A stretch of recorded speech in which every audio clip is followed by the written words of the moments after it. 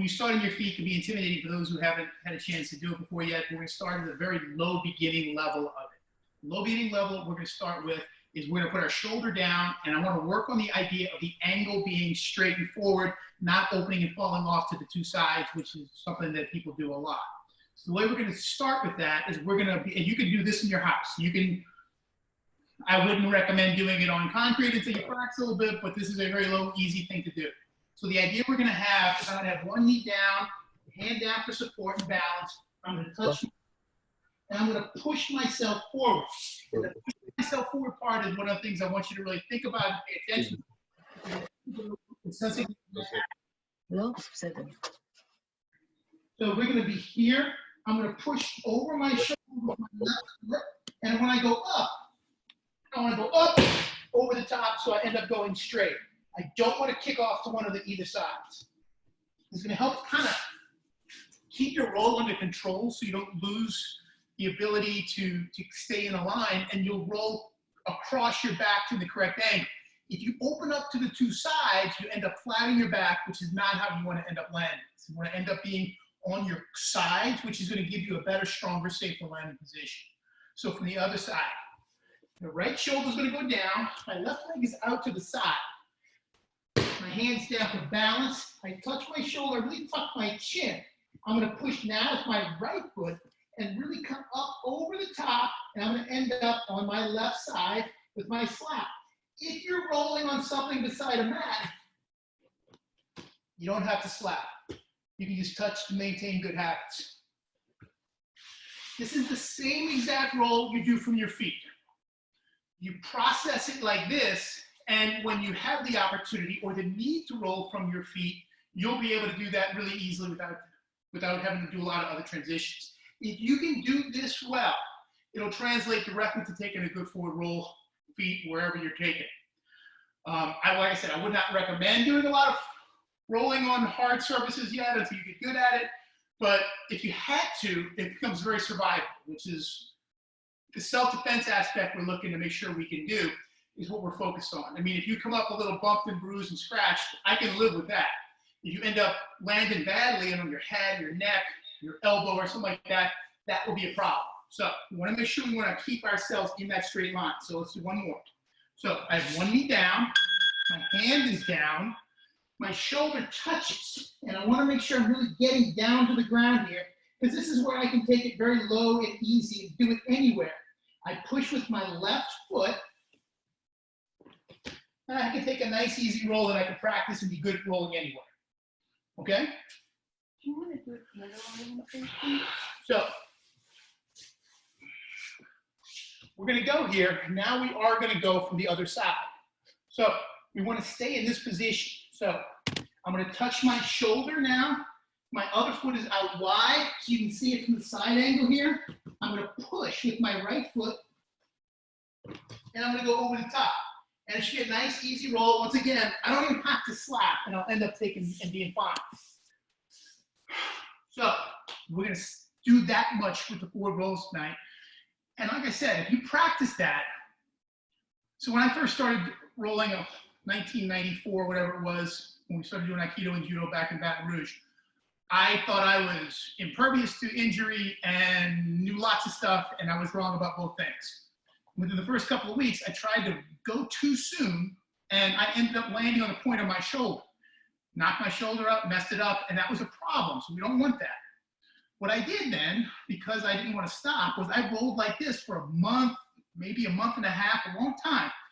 And when I finally got the nerve to come back and roll again, I rolled with my feet and I had it no problem. So if you do this properly, it'll teach you how to roll from your feet, and you'll have that solved when you have the opportunity. Next week, you're going to move forward just a little bit and roll from a little bit higher, but once again, a very low impact roll that you can take and do really anywhere. Someone's got their. So if you watch Ronnie's back and the angle of the roll, speak your back to the camera. I'm sorry, so just sit. Yes.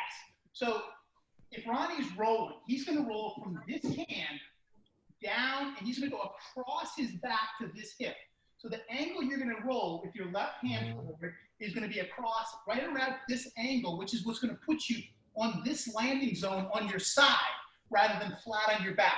If you go down your back too much, which is where you open up, you end up landing on your spine and your kidneys and things that don't want to be landed upon. If you roll this way, you kind of take the pressure on your shoulders, which are strong, and by the time you're landing and having a real impact, you're on your rib cage and on your hip. So that's going to reduce the stress on your body quite a bit. You don't want to land here if you can help it. We practice the back fall all the time because that's the dangerous fall. You want to land never on your back. You want to land on your side because your side can take it in a way that your back doesn't really want to take it. So when I'm rolling, that's your angle. So you start with that hand and you roll down the arm, across the back to this hip and this side, and that becomes the slap again. Does that make sense? Yeah. So there's like you don't start the contact at the shoulder. You start it all the way from your hand and you just work your way over. Yes, so that's the transition moment. I start with my left hand and shoulder down, and I roll across the diagonal part of my back and finish up on the other side. If I'm rolling low like this, you can see I roll slow.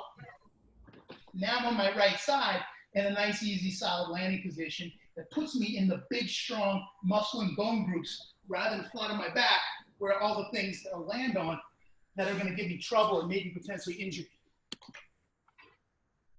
Make sense? Good? When we first started jiu-jitsu, there was a rule that if you stood up without standing up in base, you had to go in the corner and do it 25 times. And everybody stood up in base all the time.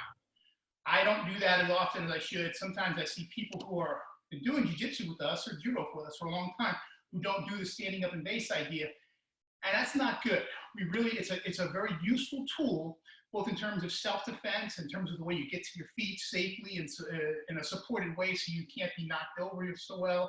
Your balance is better, but it's also got very useful grappling applications that we talk about and use all the time.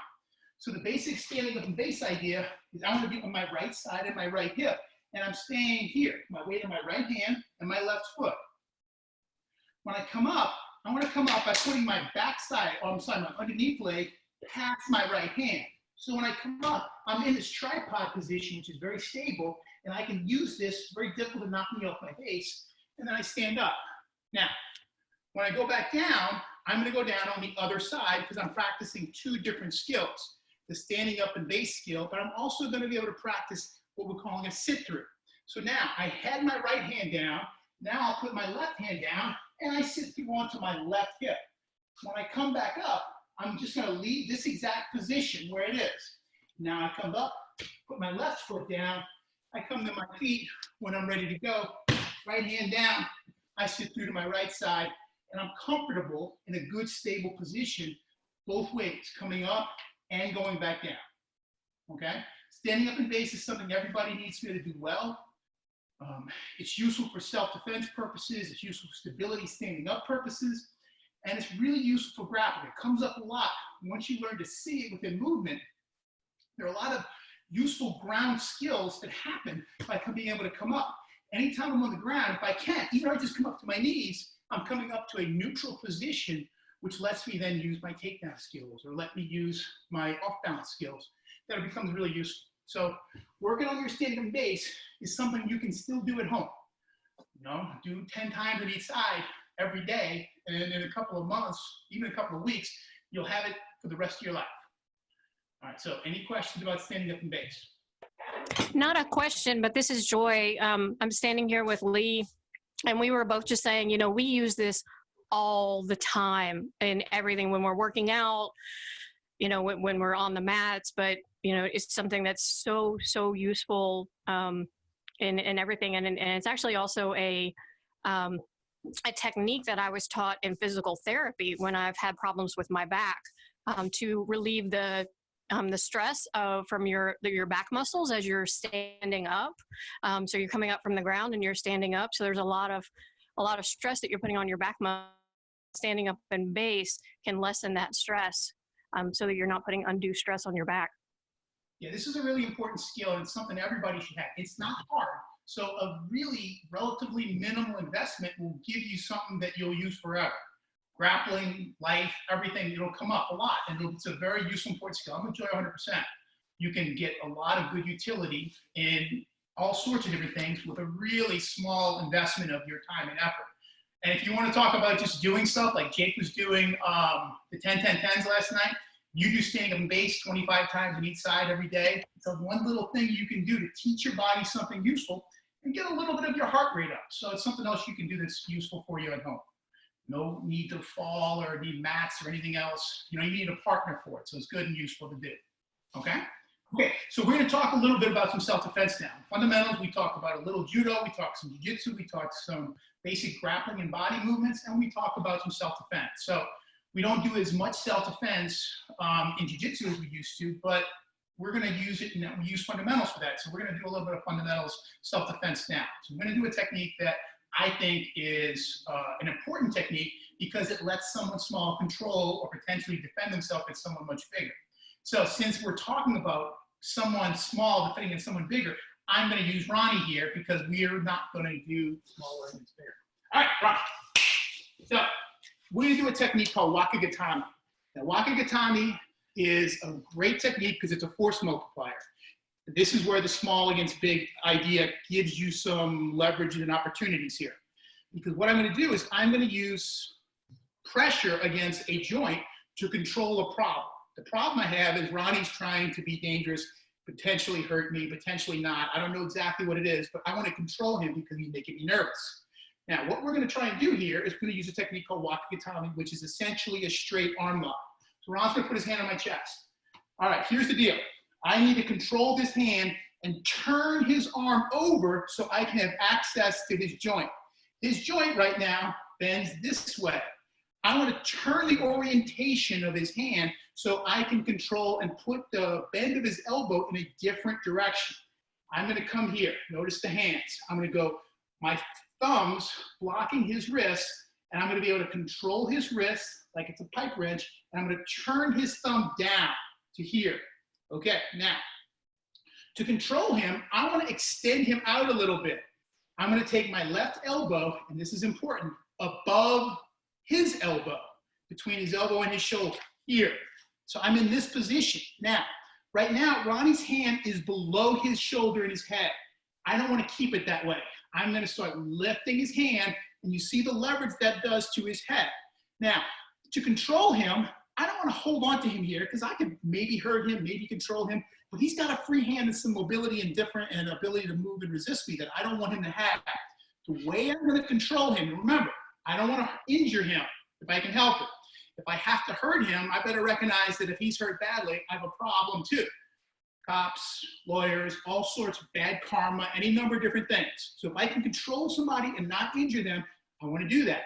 The way I'm going to control him is I want to get him down to the ground.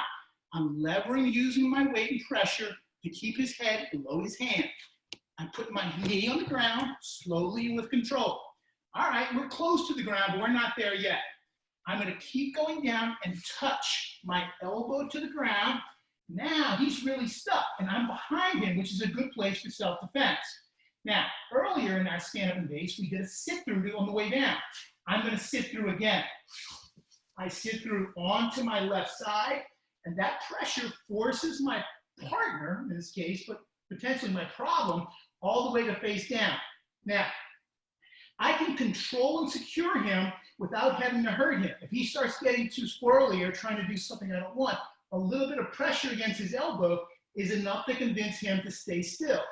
If he starts going too aggressively, then I could potentially have to pop his elbow, but I don't want to do that. I can hang on to him at any time he starts giving me trouble. A little bit of pressure is enough to convince him to stay still. If I have to put the pressure to finish, I do it by letting my weight sink against the back of his tricep while keeping his hand up. This pressure comes down here. I'm going to pull his hand slightly away from his shoulder and let my weight settle against his tricep. He feels the pressure and taps. Nice and easy and calm. No problem or risk to him that way. If I was really nervous, when I was in that standing position, I could just drop my weight. That's going to take him to the ground. It's going to drop his face to the ground, and it's going to put a lot of pressure in the back of his elbow. I strongly discourage that unless you understand in a position that you are willing to injure him, not just hurt him a little bit, injure somebody, and send them off to the hospital. So we don't want that if we can possibly avoid it. All right, one more time, and then we'll take questions. Go. I'm going to gather it in. Turn the. Sorry, Thank you. I'm sorry. I'm going to take the hand, and I'm going to turn his hand over.